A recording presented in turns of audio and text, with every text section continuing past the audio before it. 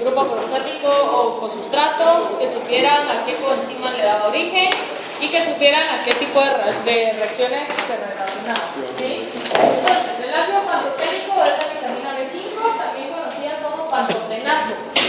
El pantotenato es el ácido pantoténico desprotonado. Lo mismo que hemos hablado, por ejemplo, entre ácido glutámico y glutamato, lo mismo aplica acá. ¿Sí?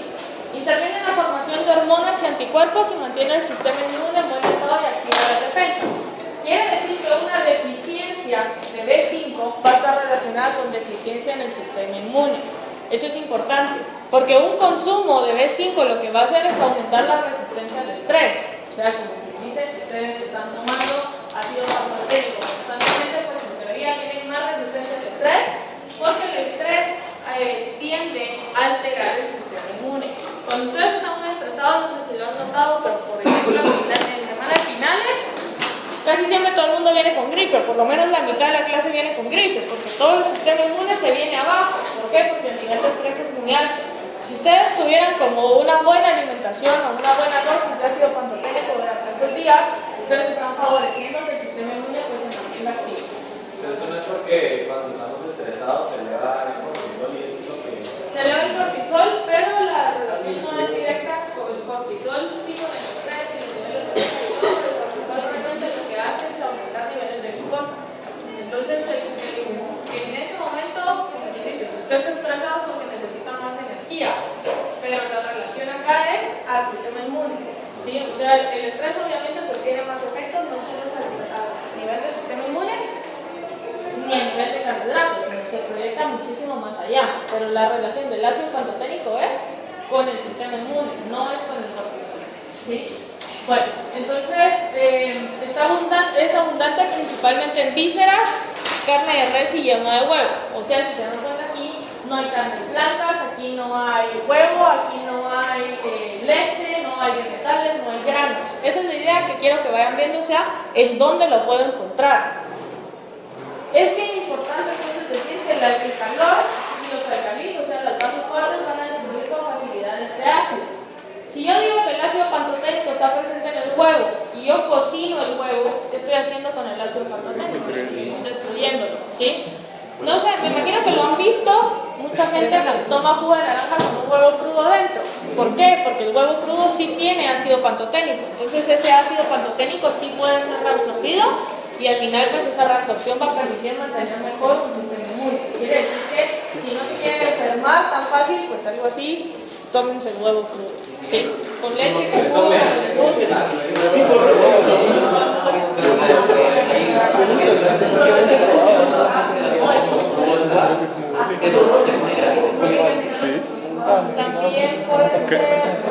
huevo crudo, puede estar asociado a bacterias,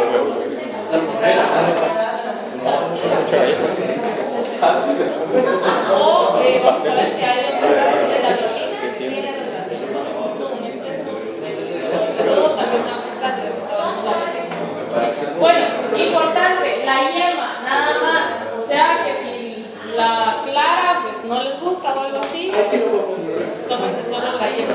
¿Sí? Como yema de huevo. Ahora pregúntame si lo hago, pero es la recomendación. Bueno, coenzima la que le da origen, coenzima A. La coenzima A es un cosustrato. ¿Qué quiere decir eso?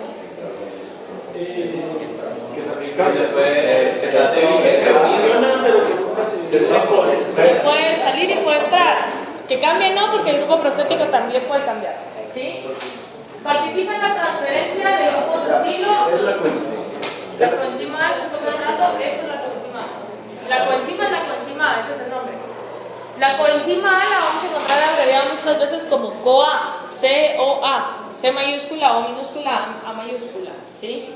La coenzima A se llama coenzima A pues porque también tiene un nucleótido de adenina, si logran verlo, pues aquí está el nucleótido y esta es la base de adenina y por lo tanto pues el nivel energético de la coenzima es altísimo.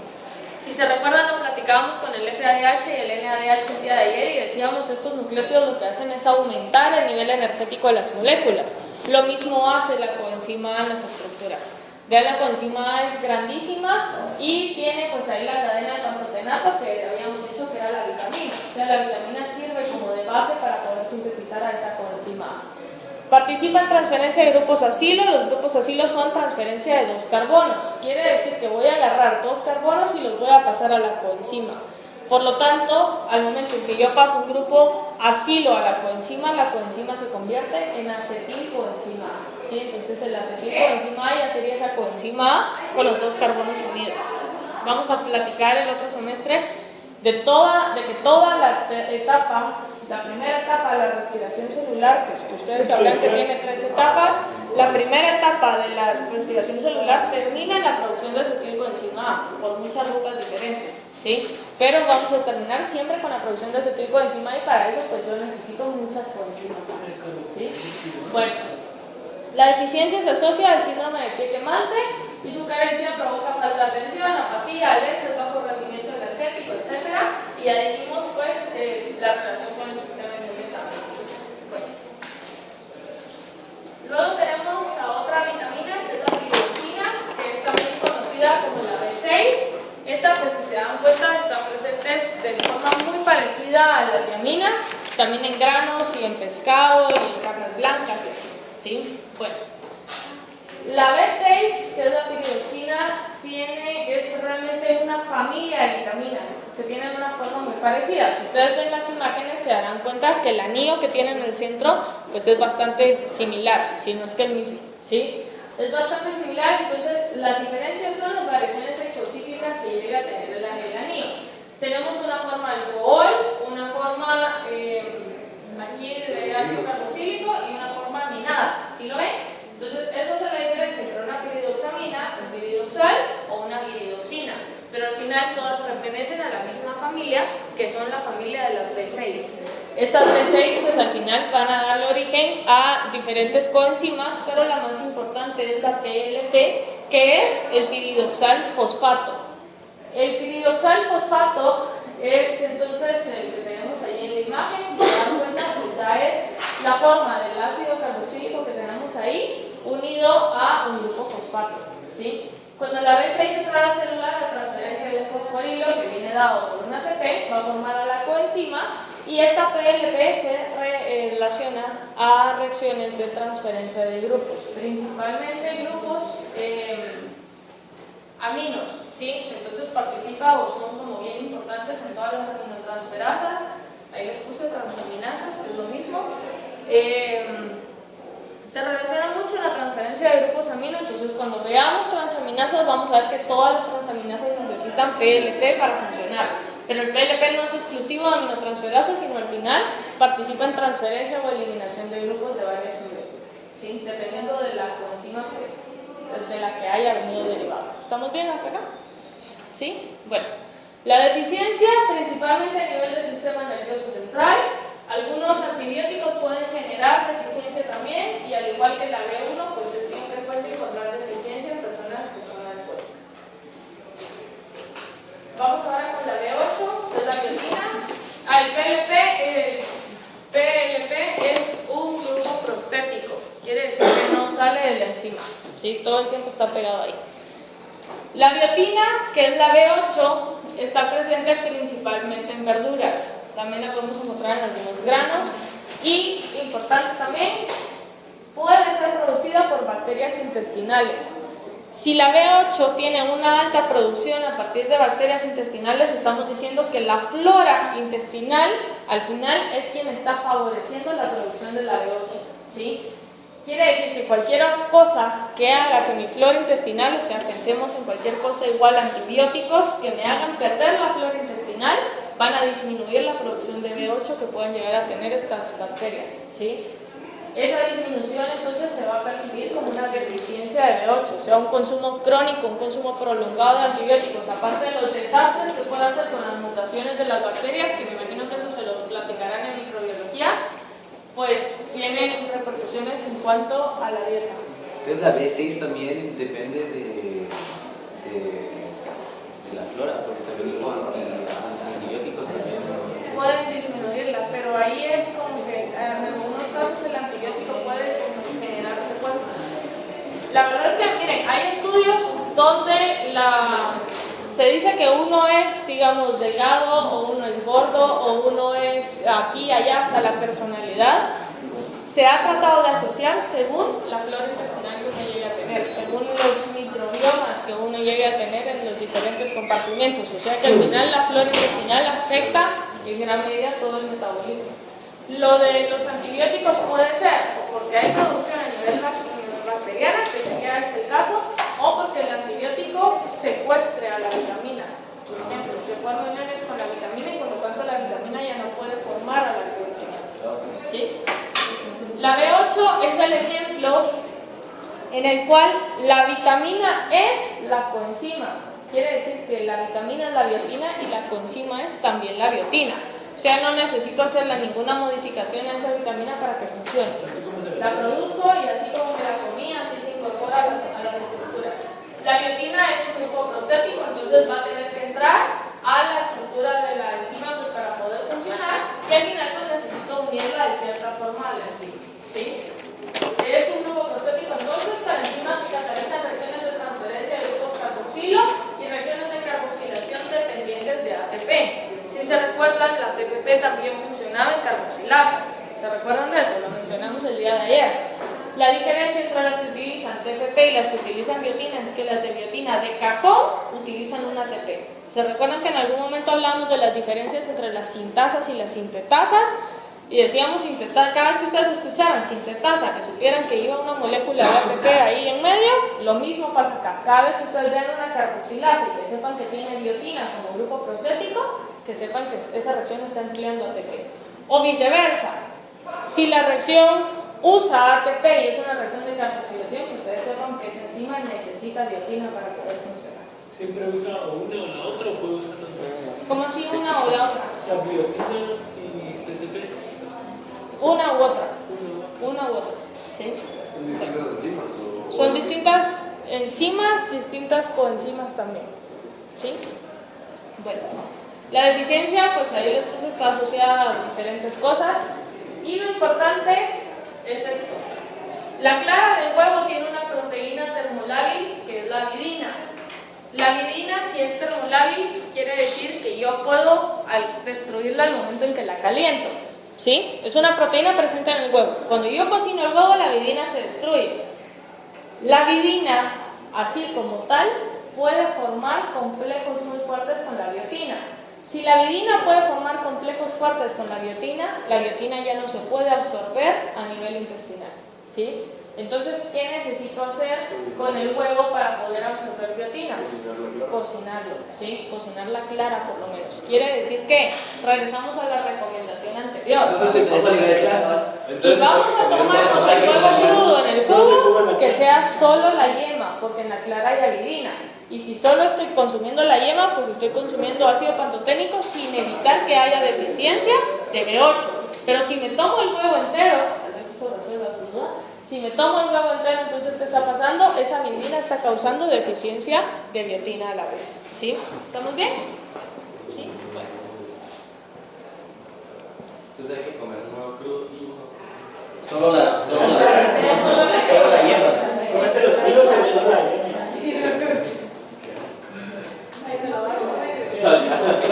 Bueno, vamos con la B9, que es el ácido fólico. El ácido fólico entonces está presente principalmente en verduras que sean verdes, ¿sí? Entonces está en vegetales de hojas verdes, levaduras, también está presente en hígado y pues no es exclusivo, pero está en mayores cantidades ahí. Está con el hierro, entonces, como que las vemos que el hierro, ¿no? Similar al hierro, sí, parecido, porque el hierro también está en todo lo que sea hoja verde. Sí. Bueno, la coenzima la que le da origen es al tetrahidrofolato.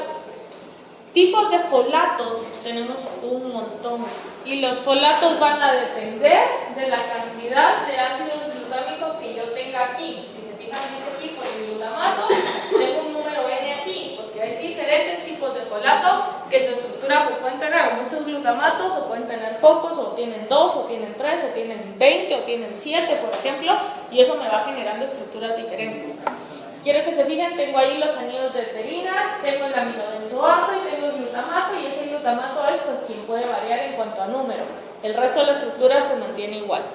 El folato entonces, como les decía, le da origen al tetrahidrofolato, que participa en la transferencia de varias unidades de carbono, puede participar uniendo grupos metilo, metileno o formilo. Este tipo de moléculas se involucra mucho en la síntesis de ADN. Cuando veamos nucleótidos, eso lo vamos a ir viendo tipo octubre, por ahí. Vamos a ver en qué momento entran los tetrahidrofolatos al juego. ¿Él se une a los metilos o él une metilos? Para unirlos se los tiene que unir. Pero todos se unen. Los une a Él los los pone, él metila. Por ejemplo, la metilación de un uracilo o una timina, por ejemplo, necesita tetrahidrofolatos. ¿Sí? Entonces, deficiencia de eso, lo que está haciendo es como sintetizando menos cantidad de timina. Timina, no tiamina. Lo importante que oigan la diferencia. Uno es un nucleótido y otro es una vitamina. ¿Sí? Hace que haya menos timina presente para síntesis de ADN. Bueno, entonces, ahí está la importancia, síntesis de purinas y timina. Funciona también como un buen blanco quimioterapéutico. No voy a entrar en detalle en esto, porque esto lo vamos a ver cuando veamos síntesis de nucleótidos, como algunas terapias pues para cáncer pueden utilizar algunas enzimas o algunos puntos de síntesis de ADN como blanco terapéutico.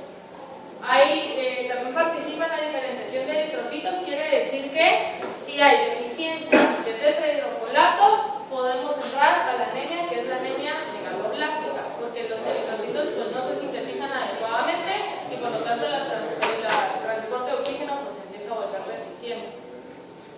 ¿La THF es grupo prostético o es un...? Es un grupo prostético. Bueno, entonces anemia megaloblástica es la anemia por deficiencia de tetrahidrofolato y por lo mismo a las embarazadas pues, les tienen que dar ácido fólico. ¿Por qué? Porque quieren evitar la formación de esa anemia y porque el bebé pues, está sintetizando células todo el tiempo y esa síntesis de células nuevas necesita síntesis de núcleos nuevos y esos núcleos pues necesitan síntesis de ADN. ¿Sí? La vida por la situación de Eso creo que lo ven en la nota. Pero no se correla. En Corella, lo dejó de segundo, ¿verdad? Igual lo van a ver en otras clases, porque es más. Creo que lo ven en cito, como ahora es citoembriología, creo que lo ven. ¿Sí? Bueno, vamos con la B12 ahora, que es la cobalamina. La cobalamina pues también es importante en cuanto a nivel de ADN y tiene mucha relación con el ácido fólico también. Esta es sintetizada por microorganismos, quiere decir que aquí la flora intestinal también juega un papel importante. Está presente en alimentos de origen animal, especialmente carnes y vísceras, igual parecido que la vitamina anterior. Y también existen determinados mariscos y peces, o sea, carnes blancas. ¿Sí? Bueno, la absorción de la B12 requiere un factor intrínseco a nivel del intestino. Este factor intrínseco pues, es producido a nivel hepático y forma el complejo con la B12 para que la B12 pueda ser absorbida. Si hubiera alguna patología hepática que impidiera la formación del factor intrínseco o algún daño a nivel del factor intrínseco, no se puede formar este complejo y por lo tanto la B12 pues, no puede ser absorbida. Quiere decir que también hay algunas anemias que son anemias dadas por deficiencia en la síntesis del factor intrínseco que impiden la síntesis o la absorción de la B12. ¿Sí? Entonces, acá lo que quiero que vean es que contiene cobalto en lugar de hierro. Es un grupo muy similar al grupo hemo, pero no tiene el grupo hierro ahí. Participa en transferencia de grupos metil, similar a lo que hacía el tetrahidrofolato. Participa en reacciones de isomerización y de síntesis de ADN. También está parecido al metabolismo del ácido fólico y participa en la formación del glicosídeo. Eso también es la coenzima. O el grupo prostético. Esta es la coenzima. No cambia. Esta no cambia. O sea, la misma enzima es la coenzima. No. La vitamina es la coenzima. ¿Sí? Pues, tenemos dos tipos de anemia entonces, también la megaloblástica o la anemia perniciosa, que es la anemia por deficiencia de factor intrínseco, y en algunos casos podemos encontrar también en algunas homocistenurias, que es cuando se forma homocisteína para la síntesis de metionina. Esto lo vamos a platicar cuando veamos aminoácidos, lo volvemos a ver, ya pues más a detalle cómo es que llega a aparecer en la orina y todo lo demás. ¿sí? Ahorita lo que me interesa es esto. Bueno, ya casi para terminar, entonces tenemos acá al ácido lipoico. El ácido lipoico pues está dentro de las vitaminas también, pero el ácido lipoico no pertenece directamente al complejo B. O sea, sí está como que en el complejo B, pero no tiene un número específico, y es porque el ácido lipoico no, o sea, podemos vivir sin consumirlo en la dieta, porque el ácido lipoico sí lo podemos sintetizar. Quiere decir que no es, como quien dice, esencial.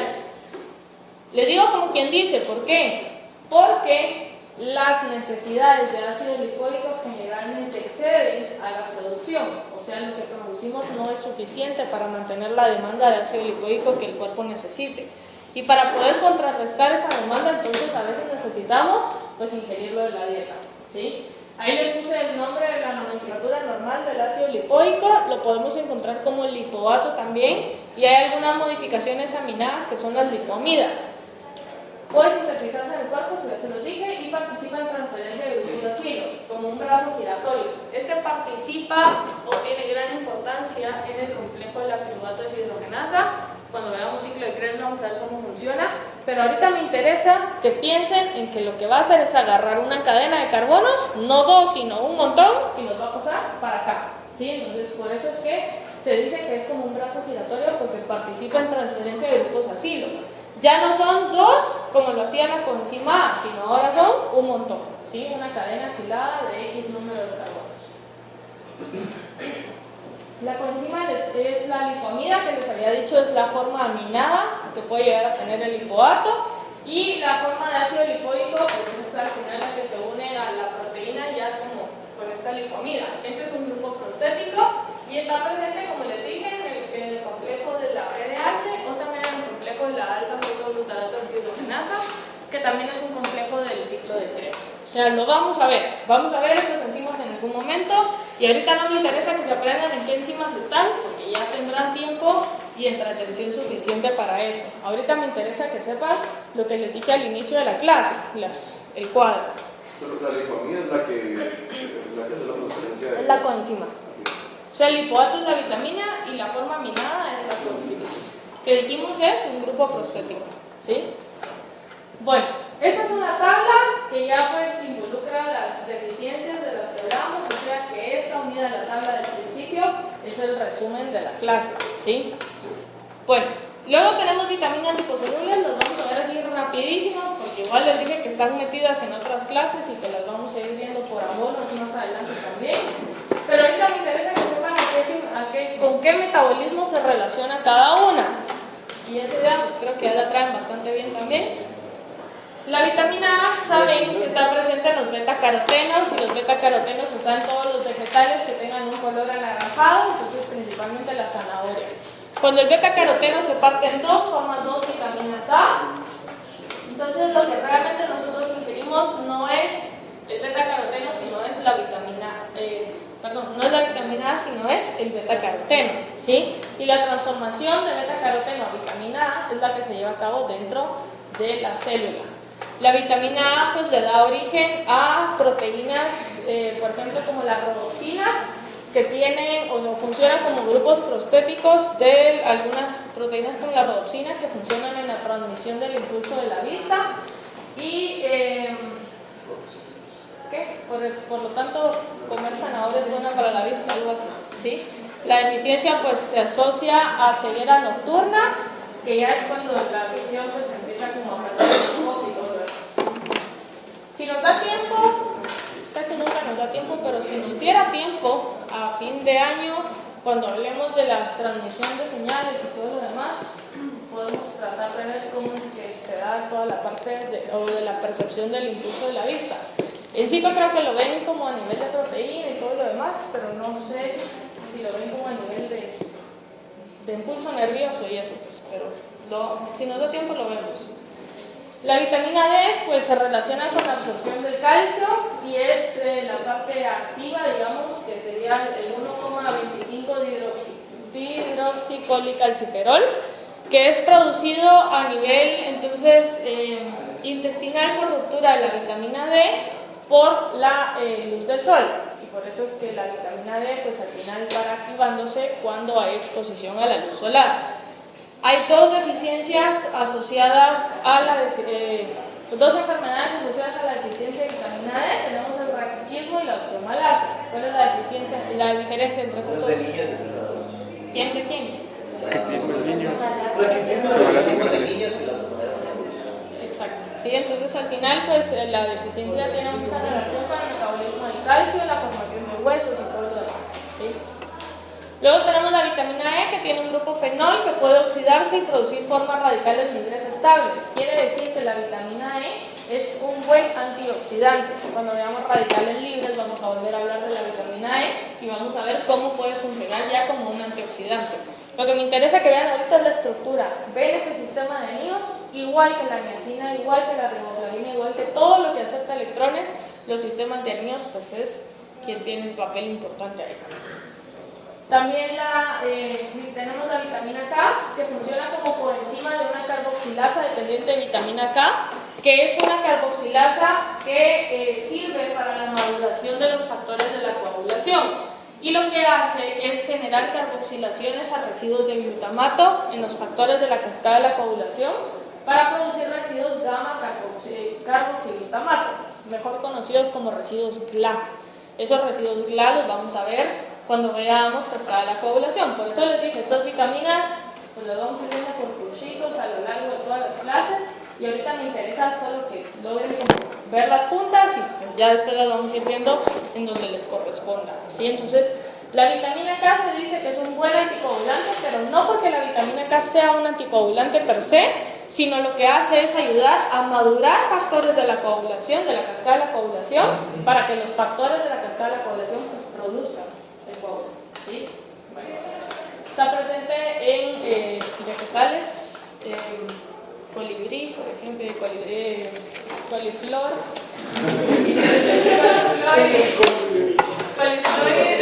el nombre de las otras, brócoli y el agua.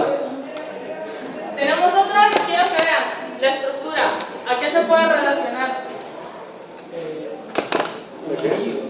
Son anillos, ¿a qué se relacionan entonces los anillos? A transferencia de electrones. Esta es una ubiquinona, también conocida como coenzima Q. Seguramente la vieron en biología también. Esta coenzima Q entonces participa en la cadena de transporte de electrones. Es un intermediario entre los complejos 1 y 2 para llegar al complejo 3 cuando veamos fosforilación oxidativa el otro semestre. Les hago todas estas observaciones para que se den cuenta que el otro semestre me los voy a agarrar en cero. O sea, todo lo que les estoy diciendo ahorita se lo tienen que saber, ¿sí? Participa entonces en la cascada, en la transferencia de electrones de la cadena respiratoria y puede aceptar 1 o 2 electrones. Quiere decir que puede formar estados radicales libres también. Estas ubiquinonas pues son estados radicales libres, como esta no es nicosustrato ni es... ¿cuál es el otro grupo prostático? Porque ella es un alma libre, o sea, ella hace el trabajo sola. Esta sí puede llegar a producir daño, porque está pues transportando electrones todo el tiempo. Si se queda solo con un radical libre, se puede proyectar el daño hacia membranas y otras moléculas. Hay sitios que ayudan a evitar que estas ubiquinonas pues formen otro tipo de radicales libres, y se conoce como el ciclo Q, pero vamos a platicar de eso después. Quiero que vean algo: ubiquinona, semiquinona y ubiquinol. Ubiquinol forma completamente reducida, ubiquinona forma completamente oxidada y semiquinona es un estado radical libre. ¿Sí? ¿Estamos bien? ¿Se escucha el nombre entre los tres? ¿La diferencia? ¿Sí? Bueno. Tenemos también el estado reducido. el estado reducido, el estado con los 2 electrones. Bueno, tenemos otras coenzimas que son citocromos. Estos citocromos generalmente son grupos prostáticos. Quiero que vean la imagen a quién se parece. Al grupo E. Al grupo E, ¿sí? Tienen igual anillos de protoporfirina, ya no son protoporfirina 9, ya no son necesariamente anillos pirrólicos, pero la función es muy similar. Estos citocromos van a participar en reacciones oxidorreducción. Pueden ser citocromos de clase A, B y C de acuerdo con el espectro de absorción de luz visible. Si se acuerdan, les decía que la hemoglobina era de color rojo y eso le daba el color rojo a los eritrocitos, porque este sistema de anillos permitía la captación de luz y esa captación de luz pues reflejaba un color, ¿sí? Lo mismo pasa acá, los citocromos tienen capacidad de absorber luz y dependiendo de la longitud de onda a la que absorban luz, así se da la clasificación, como un citocromo A, un citocromo B, un citocromo C. Hay diferentes clases, citocromo A1, B1, C1, C2, etc. O sea, lo que quiero que vean es que son monotropos, pero que todos funcionan igual porque todos tienen la capacidad de poder aceptar electrones. ¿Cuántos? Uno y nada más uno, ¿sí? Quiere decir que si yo traigo dos pares de electrones, en algún momento yo voy a recibir uno y ¿qué voy a dejar? Un radical libre, ¿sí? Eso es importante. Bueno, y con eso terminamos vitaminas. ¿Alguna pregunta?